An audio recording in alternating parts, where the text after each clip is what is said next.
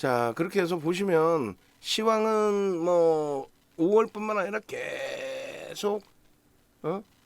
계속 이렇게 해드렸단 말이에요. 계속. 응? 계속. 그 결론은 이제 그 화요일 날 우리나라 시간 기준으로 수요일 날 아침에 예?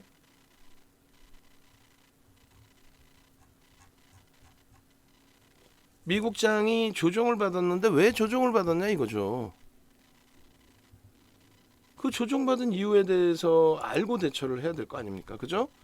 근데 그 부분이 이제 경기 둔화 우려감 때문이라는 거죠. 지표가 부정적이었다. 지표가 부정적이어서 경기가 둔화될 것으로 우려감이 표출이 됐다. 그 내용입니다. 지표가 부정적으로 나와서. 그 나온 지표가 뭐냐면 소비자 신뢰지수예요. 컨퍼런스 보드에서 발표한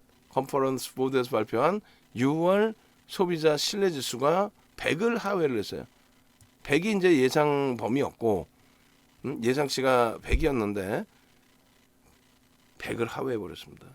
그래서 소비자 신뢰지수는 경제 활동에 대한 소비자의 신뢰 수준을 측정하는 거예요.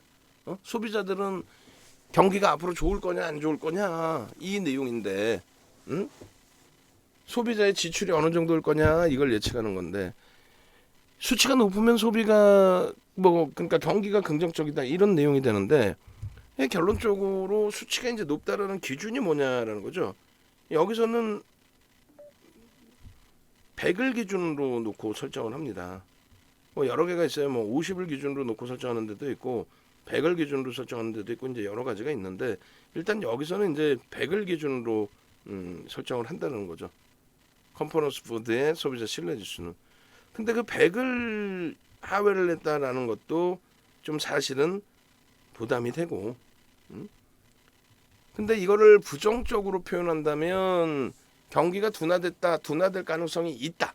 둔화될 가능성이 있다라는 거죠. 둔화된 지표가 나온 건 아니고 말 그대로 이제 심리 지수니까 신뢰에 대한. 근데 이거를 긍정적으로 표현하면은 7월 13일 날 발표된 CPI가 낮아진다라는 거죠. 그럼 긍정적이죠. 지금 소비를 잡기 위해서 물가를 잡기 위해서 수요를 좀 누르는 그런 기준이 설정이 된 건데 그래서 이 부분은 양방향의 해석을 다 할 수 있는데 지금은 공포감이 막연하게 여러분들이 뭐 금리 올려요 뭐 또 혹은 우크라이나 사태 이런 걸로 해석하시면 안 되고 지금 이제 경기가 연착륙으로 갈 것이냐 물가를 잡기 위해서 금리를 가파르게 올렸기 때문에 시중에서 이제 이론적으로 얘기하는 이렇게 되면 경기가 둔화되잖아요. 이런 내용이 될 거냐? 아니면 그게 아니라 아니야.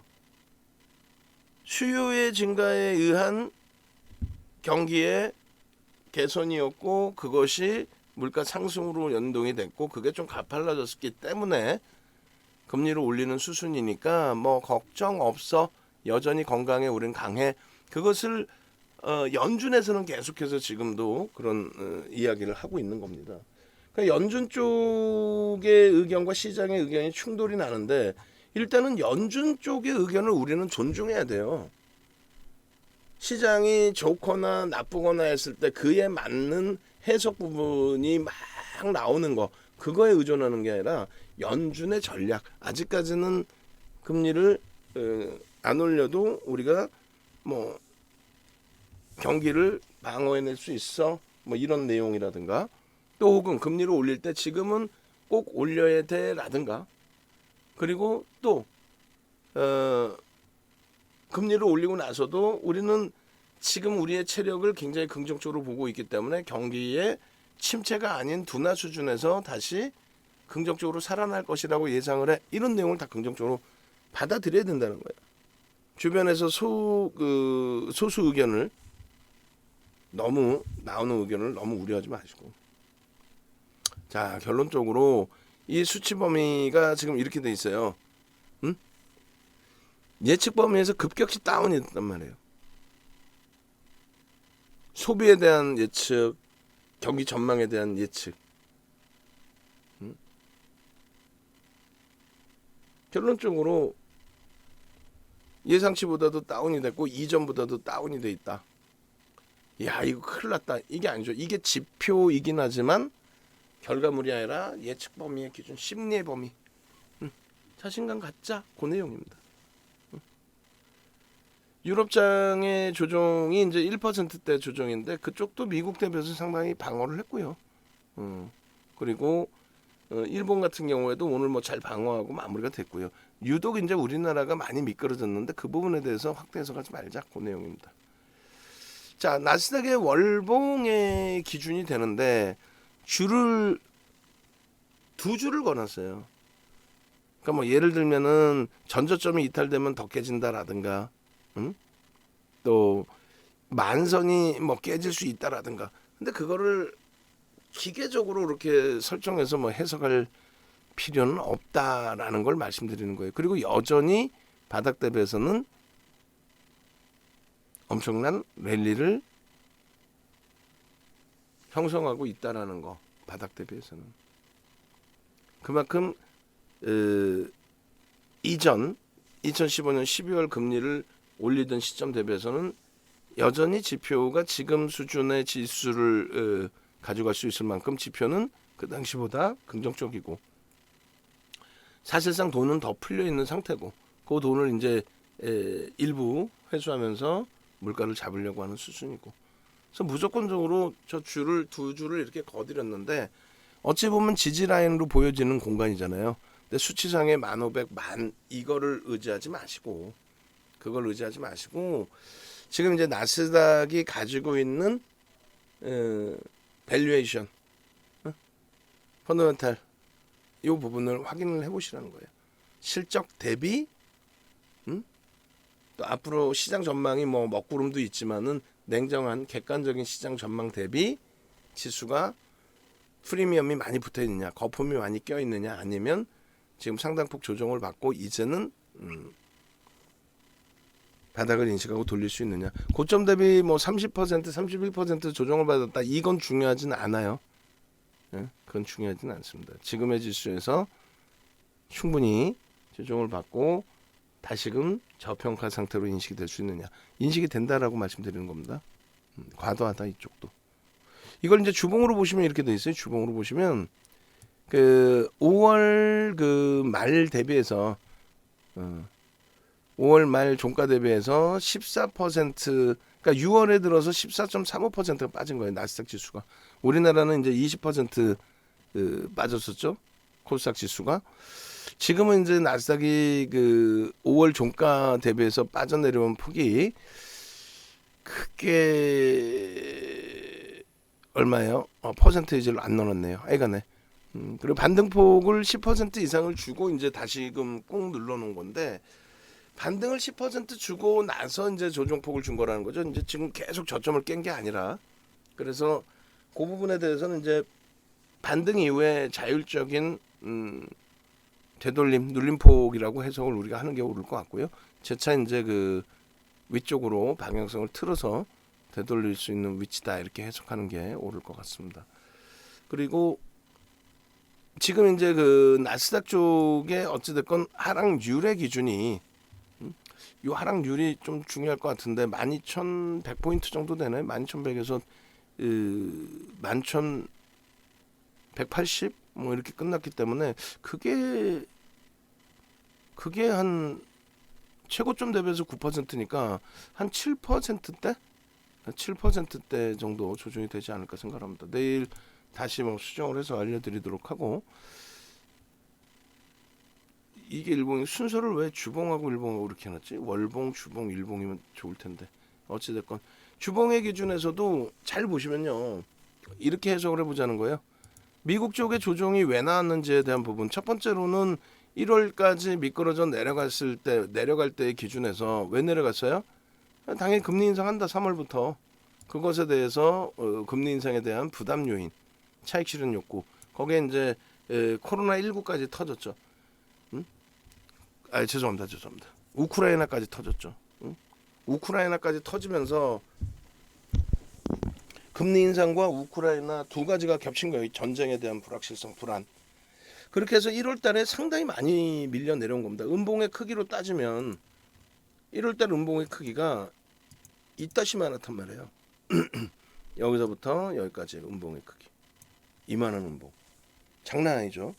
이제 2월 달에는 시초가가 여기란 말이에요. 시초가가 여기였고, 그리고 만약에 이제 여기서 미끄러진 폭을 기준을 먼저 잡는다면은 이렇게 돼 있어요. 그러니까 윗꼬리가 달린 요 정도 크기의 음봉이었다는 거죠. 그러니까 음봉의 크기 자체가 줄어들었고, 이마저도 2월 달 이후에, 그러니까 2월 달에 개파락이 일간 기준으로 개파락이 크게 나오고 바로 돌렸어요. 그러니까 1월 저점을 깬 적이 없었어요. 거의 드물었어요. 3월 달에도 일시적으로 1월 저점을 깨고 내려갔지만 바로 돌렸습니다. 바로 빠르게 돌린 거예요. 그러니까 결론은 1월 저점을 2월에 일시적으로 확 밀고 내렸던 건 꼬리 달고 바로 돌렸고, 그리고 3월에 역시 일시적으로 내려갔던 부분을 다 돌려놨단 말이죠. 응? 그랬던 부분을 4월 고점 찍고 나서 특히 이제 4월 20일부터 여기서부터 이제 음봉 크기 따져보면 여기까지 이따만큼 밀려 내려갔었던 거죠. 5월 26일까지. 왜 밀렸어요? 매번 말씀드리다시피 4월 20일부터 넷플릭스, 테슬라, 아마존, 월마트 이런 굵직굵직한 업체들의 변동성, 하락 변동성이 확장이 됐죠. 대부분이 실적이었고 테슬라만 트위터 인수에 대한 내용. 그리고 그것이 이제 5월 26일 날 막자리에 달하고, 그러고 나서 엔비디아가 시간에서 6%, 5%인가요? 5% 하락하면서 아시아 증시에 충격을 줬을 때 엔비디아가 정규장에서는 5%대 강세로 끝났어요. 시간에서 마이너스 5%, 6% 밀렸다가. 결국은 이제 그걸 바닥으로 해서 나스닥 돌린 부분이 이것도 한 12% 돌린 거예요. 응? 그러나서 꽁 깨져 내려간 게 소비자 물가지수죠. CPI. 응? 근데 CPI에 대해서도 해석을 뭐라고 해드렸어요? CPI가 실질적으로는 근원 소비자 물가지수는 3월에 금리 인상하고 나서 그걸 정점으로 다 조정을 받고 안정화가 됐다. 근데 이제 근원이 아닌 전체 소비자 물가지수에서 원유가 에너지가 포함된 흐름에서는 주춤거리는 모습이지 금리를 올렸음에도 크게 안정화되지 않았구나. 이 부분에 대한 우려감. 그것 때문에 또 금리 이 FOMC 회의를 앞두고의 흐름에서 그냥 와장창 꽝 하고 미끄러진 거죠. 그게 6월 10일자의 기준이 됩니다. 그러니까 다시 정리를 해드리면 금리와 우크라이나에 대한 우려감 때문에 실질 저점을 찍은 거는 저 1월 저점이란 말이에요. 1월 저점에서 중간중간 꼬리 달리거나 잠시 내려왔던 부분이 있지만 1월 저점 대비 캔들 전체적인 크기를 보면 또 반등폭을 보면 저 때는 우려할 내용이 아니다. 계속 우크라이나 이렇게 얘기했지만 저 때는 우려할 바가 아니었다. 결국은 5월 26일까지의 이러한 흐름, 4월 20일부터 이러한 흐름은 잘 보셔야 됩니다. 미국에서만 형성된 흐름이고 유럽은 3월에 좀 많이 미끄러졌는데 일본도 그 3월 저점을 깨지 않고 특히 5월 초순에 가격 반발력을 주기 시작해서 이렇게 반등이 났던 거죠. 최근에 이제 미끄러지긴 했지만 여전히. 그리고 니케이는 상당 폭의 강세. 그러니까 나스닥은 마지막 4월 20일부터 5월 26일까지가 기업 실적에 대한 부분이었고, 그리고 6월에는 소비자 물가지수가 기대만큼 안정화되지 못했다라는 내용인데 사실은 그것도 함정이 있죠. 어쨌든 우리나라만 유독 더 밀렸습니다. 독일의 주봉과 3월 저점을 안 깼다는 거. 여기는요. 나스닥은 3월 저점을 깼죠. 언제 4월 달에. 독일은 안 깹니다. 3월 저점은 안 깼고 5월 26일까지 안 밀렸고 5월 초순에 돌렸었고 그리고 나서 6월 달에 동반 충격을 받았지. 그러다 보니까 미국은 여기서 더 밀려서 5월 달에 이 저점을 깨고 내려갔는데 얘는 여기서 안 깼기 때문에 6월에 좀 조정이 유럽도 깊었지만 여전히 앞전 3월 저점을 깨지 않았다는 거고, 일본 같은 경우도 이제 일봉상으로는 굉장히 많이 미끄러졌어요. 근데 이제 일본 같은 경우는 나중에 기회 되면 설명할게요. 지금 뭐 설명할 의미가 없는데, 뭐냐면 엔화 가치의 훼손 때문에 오히려 이제 지수가 안 빠진 부분도 있어요. 달러화 가치로 이제 그 표시를 하기 때문에 달러화 가치 부분이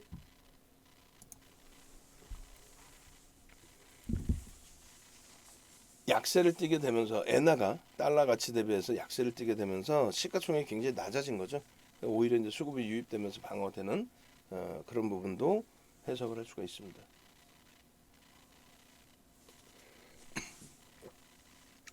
일단 그래서 나중에 뭐 환율도 보겠습니다만, 우리나라 원달러 환율이 어려워서 또 혹은 외국인이 팔아서 원달러 환율이 뭐 약세를 띠고 원화가 약세를 띠고 그런 부분은 아닙니다. 그렇게 따지면 일본은 지금 완전히 붕괴가 돼 있어야 되죠. 3월 저점 안 깼고, 일본으로 보시면 웃기지도 않은 흐름이 나와요. 일본으로 보면 최고점 대비해서 5% 10.68% 하락을 했고, 그리고 돌림폭이 5.69입니다. 내일 장중에 제가 다시 한번 이거 정리를 해드릴게요. 자, 결론적으로 이렇게 보시면 니케이가 글로벌 시장에서 가장 좀 지금은 강한 모습을 연출합니다. 이거 꼭 기억하십시오. 글로벌 시장에서 가장 강한 모습을 연출한다.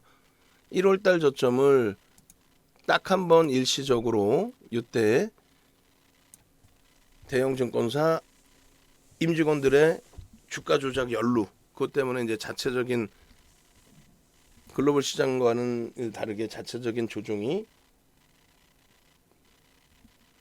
연출됐던 시점이었고, 그 이후에 1월 저점을 니케이는 깨지는 않았어요.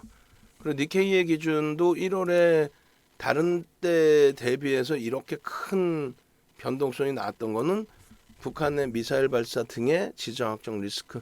이번에는 뭐 핵실험 관련해서는 그렇게 큰 영향을 안 받는 것 같아요. 그것보다도 오히려 엔화의 초약세가 오히려 일본 증시를 방어하고 있는. 엔화가 초약세를 띄니까 이거 무너져야 되는데, 예? 우리나라 원달러 환율을 보면서 거짓말하는 친구들, 몰라서 얘기하는 것도 본인의 의지하고 상관없이 안 되죠. 내가 몰라서 법을 못 지켰다고 나 좀 봐주셔요. 이거 안 되잖아요. 응? 원화의 약세 때문에 외국인이 판다, 혹은 외국인이 팔아서 원화의 약세다. 그건 말도 안 된다는 게 일본을 보시면 답이 나옵니다. 그래서 일본은 지금 상대적으로 하여간에 상당히 강합니다. 글로벌 시장에서도 가장 강합니다. 그러한 이유는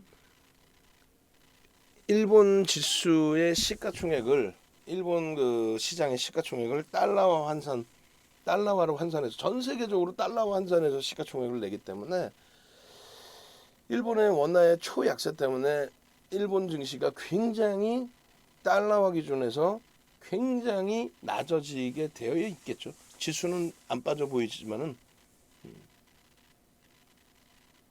달러 평가 기준으로 많이 빠진 거죠. 그래서 그 부분의 방어력도 무시 못합니다. 어찌됐건 코스피 지수, 코스닥 지수 어마어마하게 밀려 내려와 있는데 빠르게 돌려질 수 있는 위치가 된다. 이러한 조정은 지금 뭐 코스닥이 하락률 1위, 코스피가 하락률 2위, 응? 최저점 기준. 또 현재 종가 기준으로도 거의 뭐 1, 2 할 거예요. 나스닥이 있어서 나스닥하고 코스피가 좀 엇갈려 있나 지금?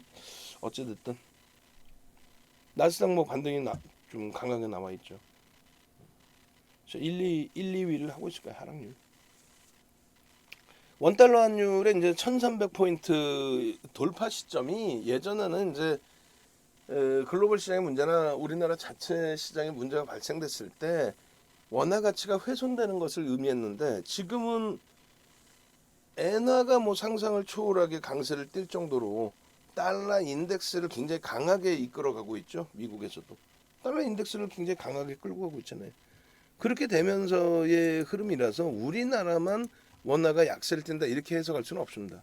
그게 경기 침체가 된 게 아니라 경기 침체에 대한 우려고 침체된다는데요 라고 하는데 경기 침체된다라는 거는 말 그대로 작년 영업이익 대비 올해 영업이익이 줄어야 되는데 작년에 222조 올해 예상은 255조 내년 치급도 줄어야 되는데 어찌됐건 성장은 한다라고 해석을 해요. 그럼 뭐 뭔 궤변인지 모르겠지만 결론적으로 3개월 이후의 기준에서는 얼마 2,700, 2,800까지 돌릴 수 있다라고 말씀드렸습니다. 내일 기준에서는 당연히 반등이 나와야 되고 월말 또 분기말, 반기말 윈도우 드레싱 성격의 수급, 그러니까 외국계 기관 투자자, 국내 기관 투자자 그런 쪽에 이제 수급 범위 그런 부분의 수급 범위를 확인을 해서 종목별로 매집된 단가 대비 뭐 주가 너무 밀려 있거나 과도한 조정이 있거나 하는 종목군들은 일부 매수가 유입될 가능성이 있는데 그게 비이성적으로 변화가 오면은 금융당국이 제재를 합니다. 요즘에 간에 그 공중파에서도 원체 시장의 변동이 세계 1, 2위로 하락하다 보니까 뭐 지상파의 공중파에서도 공중파라는 지상파? 공중파? 하여간에 KBS, MBC 뭐 이런 데서도 경제평론가라고 해서 여러 명이더라고요. 저 보니까 여러분을 모셔도 하는데 기초적인 원론적인 얘기를 해서 시황을 얘기한단 말이에요. 그러면 왜곡된 현상 잘못 전달되는 경우가 있잖아요. 아까 1,300원에 1,300원에 외국 기관이 어쩌고 저쩌고 이런 내용처럼 그 시장의 지수 부분이 일단 어찌됐든 그 강하게 돌려줄 수 있을 만큼의 기업 실적 전망치는 아직까지는 유지되고 있다는 부분도 꼭 염두를 해두십시오. 그렇게 놓고 보시고 현재 그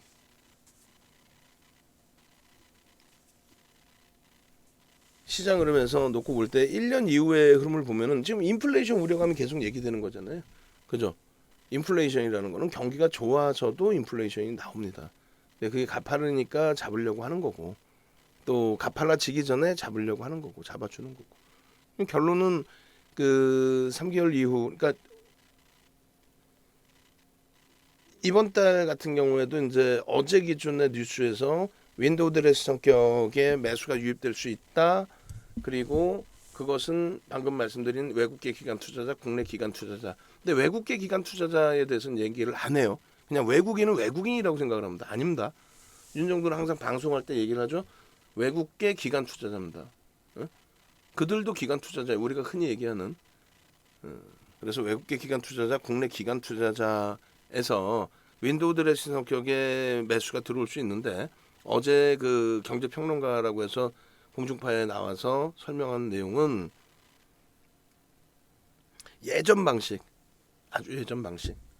조그마한 돈 가지고도 종가를 맞출 수 있기 때문에 자신의 운영 평가를 높이기 위해서라도 뭐 조금 매수를 하는 경우가 있다 이런 표현인데 자칫 잘못 들으면 이제 조금 문제가 될 수 있는. 그게 이제 금융당국에서 80년 죄송합니다. 2000년대 초중반에 그러니까 2004년 5년 요럴 때 2004년 5년 요럴 때 특히 이제 5년 6년 뭐 이럴 때 5년 6년 이럴 때 비이성적으로 윈도우 드레싱 성격의 매수세를 강하게 넣었단 말이에요. 비이성적으로. 예를 들면 미래에셋 돈이 너무 많이 몰려요. 그러니까 미래에셋 내에서도 A, B, C 상품이 있는데 A 상품에 돈이 예전에 많이 몰렸어. 시장이 원체 좋으니까 이게 수익률이 30%를 났어. B라는 상품에 또 돈이 들어왔어요. C라는 상품도 돈이 들어왔고 예전에 이제 그 동양제철화학 OCI죠. 이런 경우에 그랬단 말이에요. 장중에 무슨 마이너스 8%까지 밀고 내려가요. 미래에셋이 A라는 상품을 턴 거야 다. 왜냐면 밑으로 막 털어 밑으로 A라는 상품은 밑으로 막 털어. 왜냐면은 수익이 이 상품은 오래전에 가입해서 수익이 많이 났거든요. 그러니까 수익을 덜어버리는 거야. 그리고 새로운 상품에 막 떨어뜨린 다음에 그럼 막 투매 나오고 막 밀고 내려갈 거 아니에요. 그럼 거기서 미래에셋이 그 창구를 통해 다시 막 사들여. 그 웃기지도 않은 거죠. 주가를 막 깨고 내려갔다가 막 다시 사들여. 그래가지고 마이너스 뭐 8% 같은 게 플러스 7%로 끝나. 그래서 금융당국 이건 너무 심하다. 그따구로 운영하지 마라. 그다음에 종가관리 부분, 응? 월말, 분기말, 반기말에 좀 왜곡된 흐름이 굉장히 크게 났단 말이에요. 그래서 그것도 하지 마 이렇게 된 거죠. 그래서 지금은 월말, 분기말, 반기말 효과가 거의 없어요. 사실은 거의 없습니다. 뭐 만기일에 동시만기일의 그 방향성도 정해져 있지 않는다라고 말씀드린 것처럼 변동성이 거의 없어요. 근데 어제 이야기는 변동성이 나올 것처럼 얘기를 했단 말이에요. 안 된다는 거죠. 어찌 됐든 결론적으로 일부 뭐 비이성적인 변동성을 얘기하는 게 아니라 일부 수급이 긍정적인 종목군 또 앞으로 긍정적일 수 있는 종목군들에 대한 뭐 매수 강도 확대 부분은 뭐 충분히 나올 수 있다. 종가의 비이성적인 흐름을 얘기하는 게 아닙니다. 장중에 뭐 유입될 수는 있다. 그리고 그것도 비이성적인 변동성까지는 아니다.